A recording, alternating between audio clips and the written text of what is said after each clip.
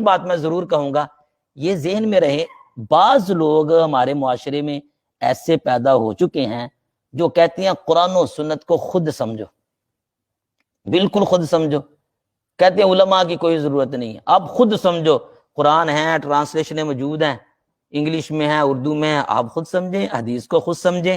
بالکل بھائی سمجھنا چاہیے، خود سمجھنے کی صلاحیت ہو تو بالکل سمجھے، کون منع کرتا ہے؟ آپ دیکھیں نا، ایک شخص ہے، کیا وہ میتھ خود سمجھ سکتا ہے؟ اس کو استاد کی، ٹیچر کی حاجت پڑتی ہے نا۔ اگر وہ فزکس پڑھ رہا ہے، کیمسٹری پڑھ رہا ہے، یا دیگر وہ سبجیکٹس پڑھ رہا ہے تو ان کو وہ خود سمجھ سکتا ہے۔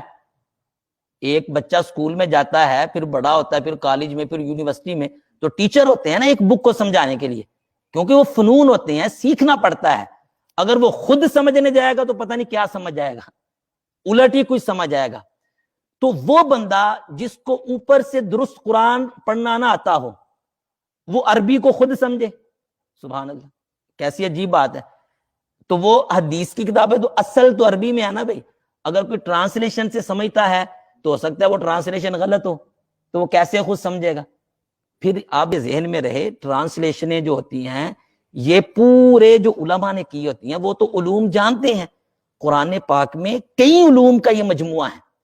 اب ایک بندہ اس کو یہ نہیں پتا ظاہر کیا ہے، نص کیا ہے، محکم کیا ہے، مفسر کیا ہے، متشابہ کیا ہے، ناسخ کیا ہے، منسوخ کیا ہے، یہ ساری اصول فقہ، یہ قرآن سیکھنے کے لیے چیزیں ضروری ہیں، مجمل کیا ہے، خفی کیا ہے، یہ ساری چیزیں کیا ہوتی ہیں، اس کو یہی نہیں پتا، وہ قرآنی آیات کیسے سمجھ سکے گا؟ بعض آیات ایسی ہوتی ہیں وہ محکم ہے، بالکل واضح حکم ہے، بعض آیات ہے متشابہات میں سے، ان کا معنی ہم نہیں جان سکتے، وہ اللہ جانے یا اللہ کا رسول جانے۔ اسی طرح بعض آیات قرآن کی خفی ہوتی ہیں، بعض مجمل ہوتی ہیں، مجمل یعنی کہ مختصر ہوتی ہیں، ان کی تفصیل پھر حدیث میں آئی ہوتی ہے۔ تو جس کو مجمل، خفی، ان اصطلاحات کا کبھی اس نے خواب میں بھی نہیں سنی، تو بھائی وہ کیسے قرآن کو سمجھے گا؟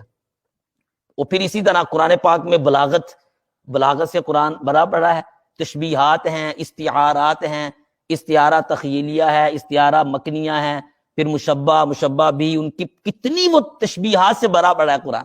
ان تشبیہات کو سمجھنا پڑتا ہے کہ یہ یہاں پر مراد کیا ہے، کس طرز پہ یہ تشبیہ دی گئی ہے۔ آپ احادیث کی طرف جائیں تو علم حدیث کا پورا ایک سمندر ہے، پورا ایک علم ہے، حدیث صحیح ہے، حدیث ضعیف ہے، صحیح لعینی، صحیح لغیری، حسن لعینی، حسن لغیری، پھر اس کے علاوہ مرسل ہے، تو پھر پورا یہ ایک حدیث کا بھی علم ہے۔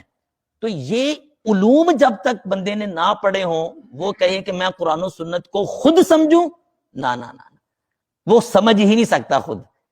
اس کے لیے اس کو علماء کی ضرورت پڑے گی، اس کے لیے اس کو ٹیچر کی ضرورت پڑے گی، اس کے لیے اس کو استاد کی ضرورت پڑے گی۔ ہاں، جس کو بہت زیادہ شوق پڑ گیا تو بھائی وہ یہ علوم سیکھے، جن میں سے چند اصطلاحات کے میں نے نام ذکر کیے، صرف نام ذکر کیے، وہ یہ علوم سیکھے۔ پہلے وہ قرآن پاک درست پڑھنا سیکھے، پھر وہ عربی سیکھے، پھر وہ سارے علوم پہ عبور حاصل کرے، اس کے بعد وہ سمجھنے کی کوشش کرے، تو سبحان اللہ کیا بات ہے۔ نہیں تو علماء کا سہارا تو اس کو لینا پڑے گا نا۔ اگر وہ خود سمجھنے جائے گا تو ٹھکڑے کھائے گا، غلطیاں کھائے گا۔ لہذا ایسے لوگ جو ہمارے معاشرے میں پائے جاتے ہیں نا، ہمیں ان سے بچنا ہے۔ پھر وہ خود بھی گمراہ ہوتے ہیں اور دوسروں کو بھی کیا کرتے ہیں؟ گمراہ کرتے ہیں۔ بعضوں نے پتہ کیا کیا ہوتا ہے، گھر میں بخاری کا ترجمہ رکھا ہوتا ہے، تو وہ دیکھتے ہیں وہی جناب آپ نے یہ مسئلہ بیان کیا، وہ بخاری میں تو یہ لکھا ہوا ہے، میں نے ٹرانسلیشن میں دیکھا تھا، وہ ترجمہ تھا میرے پاس۔ تو بھائی جو فقہاء نے مسئلہ بیان کیا، آپ نے ایک حدیث کی صرف ٹرانسلیشن دیکھی ہے، انہوں نے 20 حدیثوں کا نچوڑ بیان کیا۔ یہ جس حدیث کی آپ نے ٹرانسلیشن دیکھی ہے، اس کے برخلاف دوسری حدیث ترمذی میں موجود تھی، تیسری مسلم میں موجود تھی، چوتھی ابن ماجہ میں موجود تھی۔ تو پھر وہ ساری حدیثوں کو تطبیق بیان کی، سب حدیثوں کو دیکھ کے فقہاء ایک مطلب بیان کرتے ہیں، ایک معنی بیان کرتے ہیں۔ تو پھر آپ نے تو ٹرانسلیشن